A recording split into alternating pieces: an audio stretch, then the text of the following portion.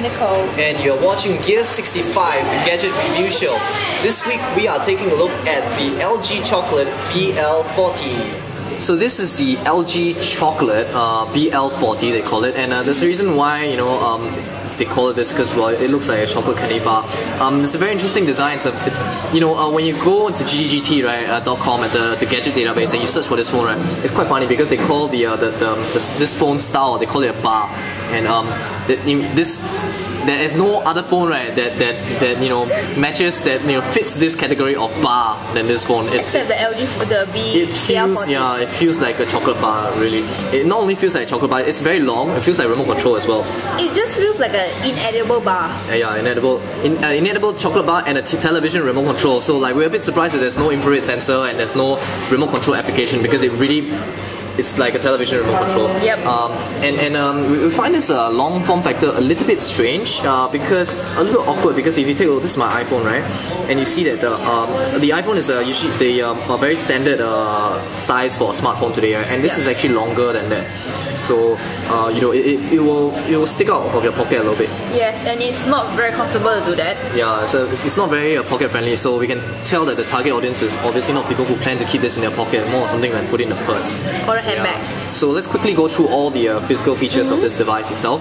It has a 4.0 inch display. It's a very wide screen display. The resolution is 800 by 345. Kind of unusual. Yeah, kind of an unusual resolution. Maybe 345 because easier to remember 1, 2, 3, 4, 5. But yeah, the screen is quite bright. The colors are pretty vibrant as well, but this is an LCD screen, not an OLED display, unlike some of the newer Samsung phones we see today. Yep. So, it's not as vibrant as those phones, right? So let's take a look at the buttons. So on the side here, you have the micro USB port. So it actually comes downwards like this. Yep. So it slides downwards, as you can see. It's not like this. The good thing is it's not something that's dangling outside around. Yep. The bad thing is that we're not sure how long will this actually last. It might be loosened over time. Yeah, it might loosen over time. It might come out as well. Yeah. And then over here we have a shortcut key for the music player. Yep. We don't know why there's a shortcut key for the music player, because the music player is not exactly the #1 function on this particular device. If they want to put a music player, we would much rather they put a play, pause, or next and previous button rather than a music player, because like you can launch a music player, you can't control it. So what's the point, right? On the bottom, you see these red trims. The red trims are very nice. You have to admit that the red trims make the device look very nice. It complements the black surface of the that's phone. right. And then you have the microphone right here. You have the camera button right here. So basically, it allows you to do a shortcut to the camera. And while you're on the camera, it actually allows you to press lightly to focus, push it all the way down to take pictures. Okay, on this side you have the volume control. During the camera is the zoom control. Yeah. Okay, on the top this is the 3.5mm jack, which is good for music, right? Yes. And then over here you have the power switch and the screen unlock switch. We want to talk a little bit about this later. 5.0 megapixel camera with a flash, which is cool, right? It's a Schneider camera. Yep. We've seen this camera on another phone before. I just cannot remember at the top of my head right now. Yeah, this lens. So LG battery cover. This phone is actually expandable by micro SD, but the slot is not external. It's actually internal. So you actually have to open up the cover. It comes itself with a 1 gig internal memory as well. Yeah, and depending on your market, they might or might not come with the micro SD card slot. Yeah. Yeah. Right. So let's just close the cover. And let's talk about the phone itself already, the software, right? So the unlock screen, we wanted to talk about it just now. It's kind of strange. So let's say if I turn it off, right? Yep. If I hold it, if I press any other button, which there aren't many in the first place, but if you do press them, this is the unlock screen you actually see, which will actually unlock the screen. Yep. By the way, that was an interesting feature that you might want to take note of. It's a bit similar to gesturing system. A bit similar to what you find on the Samsung Jet, so you can actually write gestures. I don't know if there's anything on this thing, but you can actually do shortcuts. I tried the gestures, it's not very responsive. Oh, it's not very? Okay. Yep. But you can play around with it. It's useful. So the moment you turn off the phone, it jumps straight to the feature itself. Something unusual. Let's say if you press on the power switch. Yeah, if you press the power switch, it just skips the lock screen altogether. So we find it kind of strange. What's the point of a lock switch if by default, right? The moment you if you accidentally press that button, which is not too difficult since it's on the top, you will just launch the screen and it will start doing it. It's a capacitive screen, so it supports multi-touch on the web browser and photo browsing.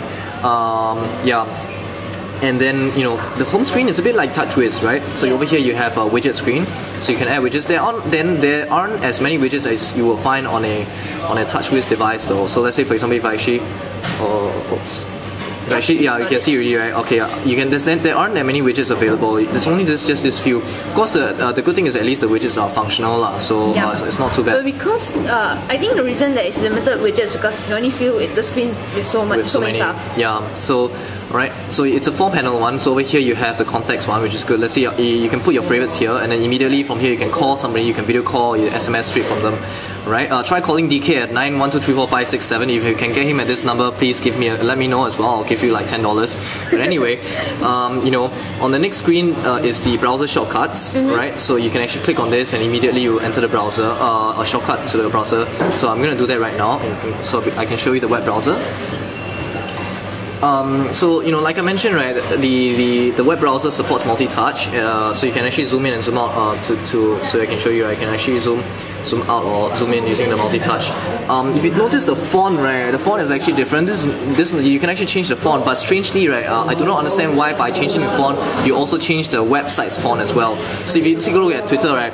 Twitter right now has some kind of strange Comic Sans font, so I actually don't really understand why that is so. It shouldn't be the case. Yeah, you shouldn't actually. The font should not affect the website. Actually, some of the other phones, like the Samsung Jet, also do the same thing as well. Yes. Is it? Okay, that's very strange.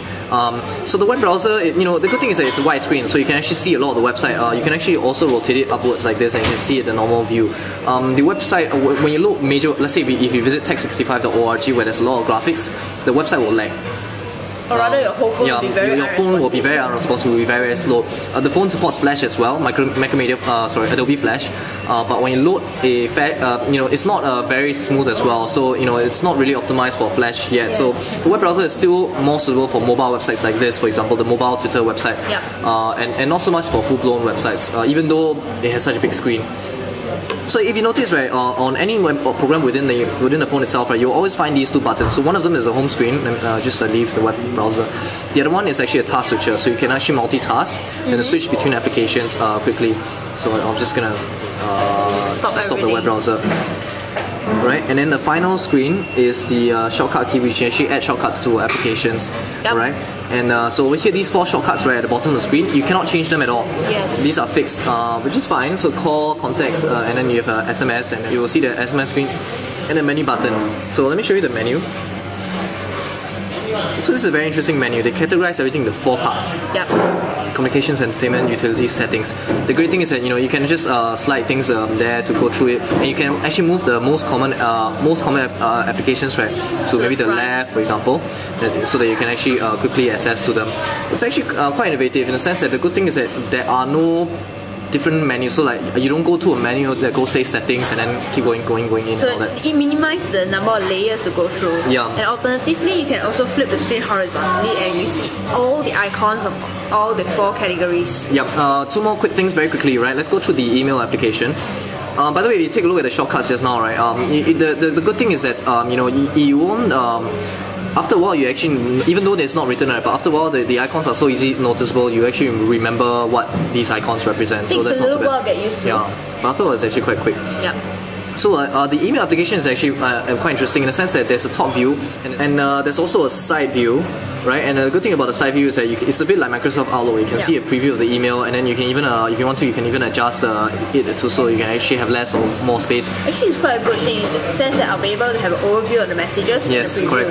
And it takes advantage of the widescreen, and the advantage is that this is also available on the SMS as well, right? One last very quick thing. I'm gonna go into the right SMS application.